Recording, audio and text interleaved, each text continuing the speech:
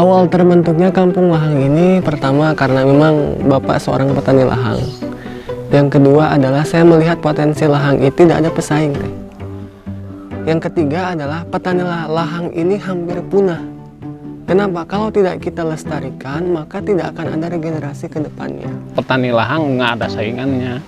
Sekarang juga kan di Desa Gede Pangrango cuman 5 orang, 6 orang. Bahkan banyak pohon yang tidak dihasilkan karena kurangnya itu petaninya.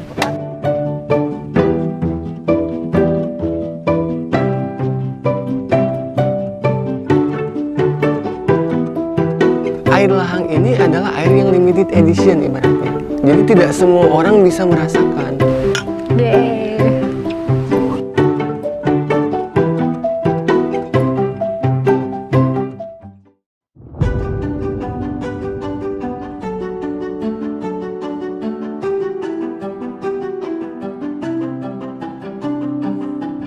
Nah, ini menurut saya jadi sebuah kesempatan, peluang.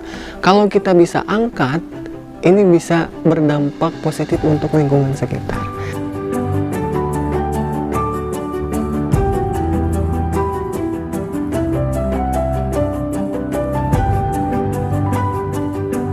Saya pribadi ingin supaya wisatawan ini tidak hanya terkotak dengan hal itu, tapi kita bisa menikmati kegiatan. Kenapa? Karena branding Kampung Lahang ini adalah kampung wisata. Kampungnya itu yang kadang-kadang kita berpikir kita harus bikin spot selfie. Tapi saya coba tanamkan kepada tim, bisa nggak kita itu sebagai spot selfie-nya?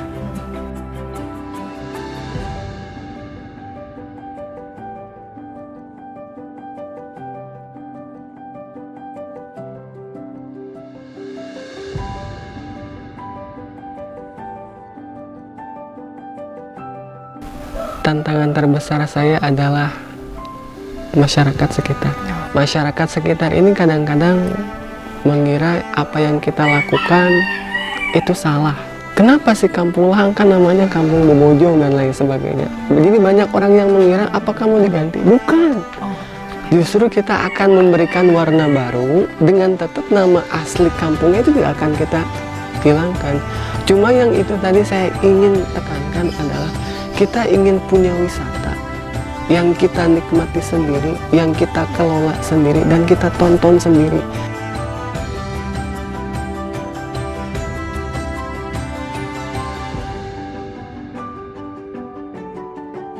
Saya lebih ke insecure sih, Teh. Satu, bapak saya itu seorang RW di lingkungan. Jadi apa yang dilakukan anaknya akan berdampak kepada bapak.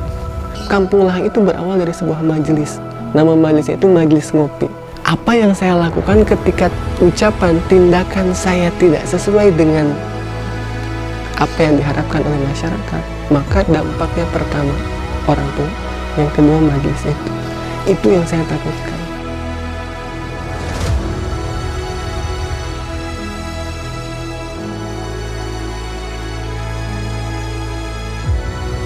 Memang kami merasakan kesusahpayahan. Jadi hal itulah yang berdampak membuat kami semakin semangat. Nah, alhamdulillah pada perjalanannya saya dipertemukan dengan orang-orang yang tepat, bukan orang-orang yang banyak mikir dan lain sebagainya. Justru ketika apa yang saya katakan langsung dieksekusi di lapangan. Kalau berbicara tantangan luar biasa, tapi alhamdulillah kita menikmati prosesnya.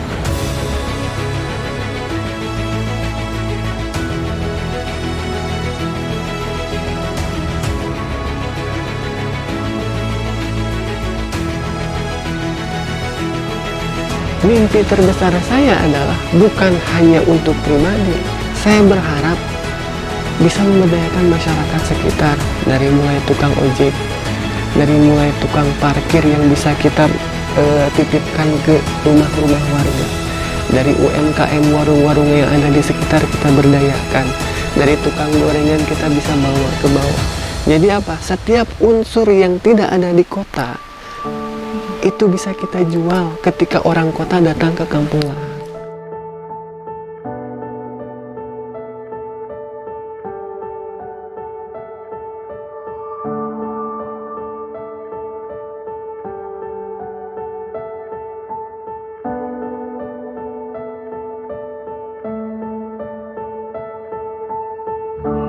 ibu-ibu rumah tangga bisa kita tarik. Untuk apa? Karena kita melimpah di bidang bambu, kita bikin kerajinan, anak-anaknya bisa kita bantu. Dalam artian untuk apa? Untuk menggali potensi. Jadi sebenarnya kampung itu punya potensi, cuma karena mungkin lemahnya SDM itu yang menjadikan bahwa kampung Lahang itu atau masyarakat kampung itu belum menyadari hal demikian. Nah, mimpi saya kita sama-sama di sini duduk bareng, minimal dimulai dari diri kami, ujung-ujungnya untuk mereka.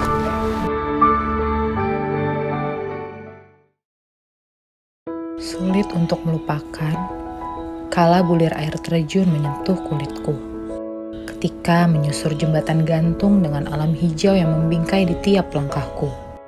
Keelokan Sukabumi berlanjut di titik ini. Sebuah kampung kecil di kaki Gunung Gede Pangrango yang sejuk, begitu damai, begitu syahdu. Penjelajahan di kampung Lahang mengajarkanku akan makna dari sebuah perjuangan. Niat kuat yang belum lama lahir, dengan asa memuliakan sesama. Menelusuri rimba dan sungai bagaikan petualangan baru yang memberi makna. Menabung cerita, mengoleksi kenangan. Sebuah kenangan yang manis, semanis gula aren.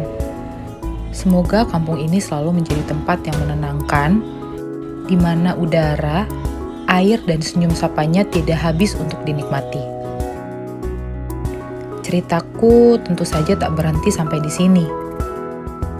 Dari sini aku bergerak kembali, jauh ke selatan, membelah hutan dan gunung, menyusuri lokasi yang tak pernah terpikirkan sebelumnya.